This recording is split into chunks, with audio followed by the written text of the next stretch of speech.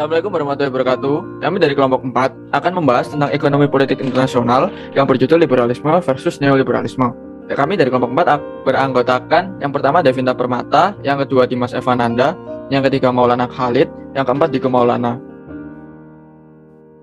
Liberalisme secara umum ideologi politik ekonomi yang memusatkan pada kebebasan individu dan persamaan hak sebagai pilar utama dalam menjalin hubungan sesama manusia.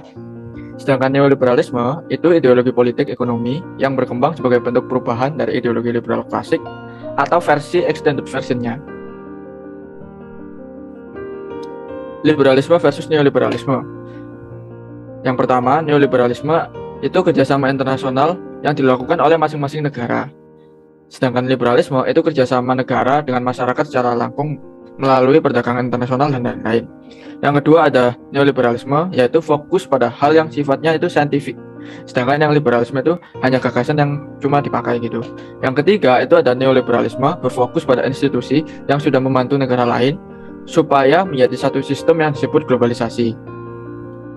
Selanjutnya yaitu liberalisme. Di sini kelompok kami membahas tentang dimensi praktik, studi kasus, dan kritik liberalisme. Selanjutnya yaitu dimensi praktik liberalisme. Yang pertama yaitu positifis, di mana para kaum liberalis percaya bahwa manusia adalah makhluk komunal, di mana manusia adalah makhluk yang selalu mematuhi norma dan prinsip hukum yang berlaku, dan ketika manusia bermoral, dia akan menghindari peperangan dan akan selalu mengejar kepentingan atau keuntungan. Yang kedua yaitu interdependensi, yaitu hubungan saling ketergantungan di mana semakin eratnya dan membuat negara itu semakin bersikap menahan diri untuk berperang. Yang ketiga yaitu the spirit of commerce, yaitu spirit dari komersialisasi di mana menyatakan betapa pentingnya peran perdagangan bebas, dan perdagangan bebas adalah cara domain untuk mencapai kesejahteraan nasional.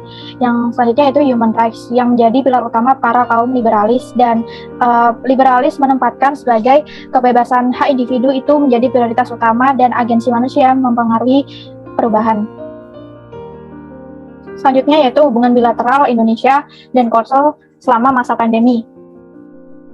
Jadi dalam studi kasus ini kami menganalisis terdapat 3 hal yang bisa kita pelajari dari perjanjian antara Menteri Luar Negeri Indonesia dengan Menteri Luar Negeri Korea Selatan. Perjanjian pertama yaitu pengadaan kerjasama dalam pembuatan vaksinasi COVID-19.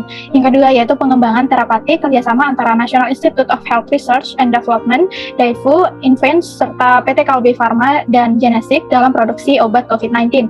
Dan perjanjian yang ketiga yaitu kerjasama alat diagnostik dengan adanya rencana prospek investasi perusahaan Korea.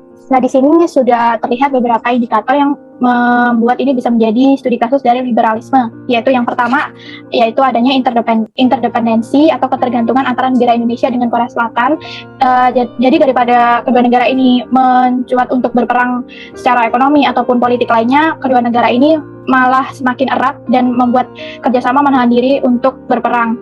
Dan selain itu terdapat the spirit of commerce, di mana terdapat peran dari MNC seperti PT Kalbe Pharma dan perusahaan Institute National of Health Research and Development dari perusahaan Korea yang menempatkan investasi pada Indonesia. Selanjutnya yaitu human rights atau hak asasi manusia. Di sini terjadi suatu kerjasama yang menempatkan untuk memprioritaskan memproduksi obat COVID-19 yang menjadi prinsip human security, yaitu R2P atau responsible to protect, yang mana sesuai dengan prinsip dari liberalisme.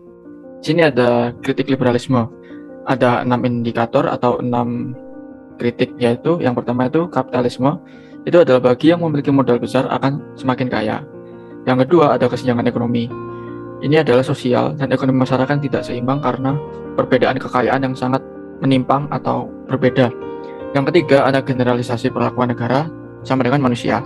Itu termasuk kekuasaan negara disamakan dengan manusia sendiri atau individu. Yang keempat ada kekuasaan negara bertolak dengan moral. Apabila dalam perjanjian kerjasama tidak menguntungkan, akan cenderung untuk dilanggar. Yang kelima ada negara sulit tunduk pada moralitas global. Ini adalah adanya situasi anarki yang menyebabkan negara melupakan moralitas globalnya sendiri. Contohnya itu PBB tidak bisa menghentikan konflik Israel dan Palestina sampai saat ini. Yang keenam, ada pesimis internasionalisme. Adanya rasa curiga sesama negara dan timbulnya rasa insekuritas antar negara. Contohnya itu perang dingin. Selanjutnya kita membahas tentang neoliberalisme yang mengandung dimensi praktik, studi kasus, dan dampak neoliberalisme. Jadi ini ada dimensi praktik neoliberalisme terbagi menjadi 3, yaitu ideologi, governmentalities, dan public policies. Ideologi ada sifat manusia yang homo economicus, yang berarti adalah manusia adalah makhluk yang mencari keuntungan. Dan yang kedua ada governmentalities, di mana pemerintah harus dijalankan sesuai nilai perusahaan. Yang ada self-interest, desentralisasi, dan kompetitif. Dan neoliberalisme percaya negara harus dijalankan oleh orang profesional sesuai bidangnya. Contohnya Menteri Kesehatan berarti harus dijalankan oleh orang yang lulus dari kesehatan. Dan yang terakhir ada public policies, yaitu kaum liberalis fokus merubah kebijakan publik dengan DLP formula.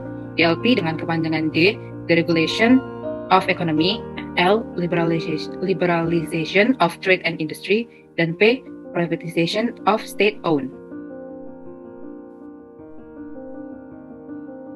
Pada studi kasus kali ini kami mengambil krisis moneter pada tahun 1997 dan sampai 1998.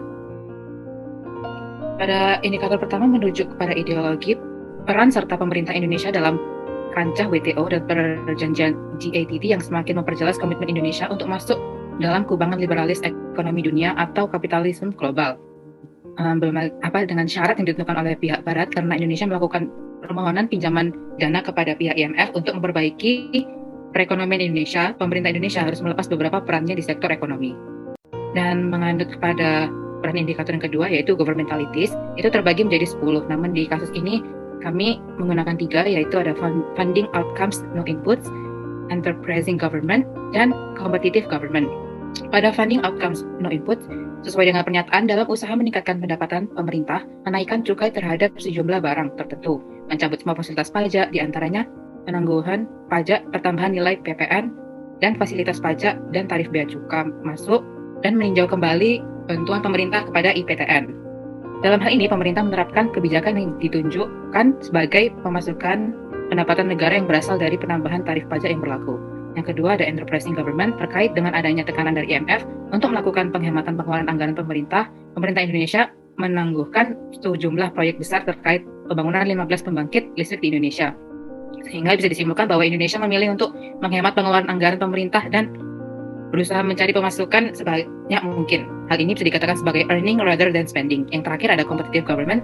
Selama krisis ekonomi tahun 1998, sebagian besar UKM terbukti mampu terjang perekonomian selama kondisi krisis maupun setelah krisis. Dan pada indikator terakhir yaitu ada public policies, yaitu DLP. Pertama, deregulation. Indonesia meminta bantuan dana moneter internasional atau International Monetary Fund dengan syarat tertentu. Dan yang kedua ada liberalization. Hal ini terjadi karena liberalis dalam sektor perbankan dengan rincian 16 bank dilikuidasi pemerintah, 51 bank lainnya dibekukan pada 1 November 1997 dan 13 bank diambil PTO. Lalu yang terakhir ada privatization. Indonesia mengeluarkan PP nomor 21 tahun 1970 tentang hak penguasaan hutan dan hak pemungutan hasil hutan. Dengan luas hutan hujan tropis yang sangat menjanjikan, pihak Indonesia berharap untung karena PP ini. Tetapi sebagian besar hutan di Indonesia telah dikuasai oleh 12 grup besar dengan 109 perusahaannya dan hasil eksploitasi hutan senilai 2,5 miliar US dollar. Ya, ada dampak neoliberalis, yaitu DLP memunculkan dampak seperti Washington Consensus. Yang pertama ada tax cut, yaitu harus ada penurunan pajak. Yang kedua ada reduction of social service and welfare, yaitu menarik program subsidi. Yang ketiga ada replacing welfare to workfare, mengganti BLT atau BPJS menjadi kesempatan lapangan kerja. Yang terakhir ada downsizing government, memperbanyak departemen atau kementerian, hanya akan memperburuk dan menambah anggaran. Untuk kesimpulannya, neoliberalisme tidak lebih dari kumpulan pemikiran anti-intervensi pemerintah dalam perekonomian yang sangat beragam dan bisa saja bertentangan dengan akar pemikiran neoklasik. Dalam liberalisme, pemerintah harus membebaskan mekanisme pasar bekerja, harus melakukan deregulasi dengan mengurangi restriksi atau hambatan pada proses produksi, mencabut semua rintangan birokratisasi perdagangan ataupun menghilangkan tarif bagi perdagangan demi menjamin terwujudnya free trade. Perdagangan dan persaingan bebas adalah cara terbaik bagi ekonomi nasional untuk berkembang. Dengan demikian, liberalisme di sini berkonotasi bebas dari kontrol pemerintah atau kebebasan individu untuk menjalankan persaingan bebas, termasuk kebebasan bagi kaum kapitalis untuk mencari keuntungan sebesar-besarnya. Baik, terima kasih. Itu saja penjelasan dari kelompok kami. Assalamualaikum warahmatullahi wabarakatuh.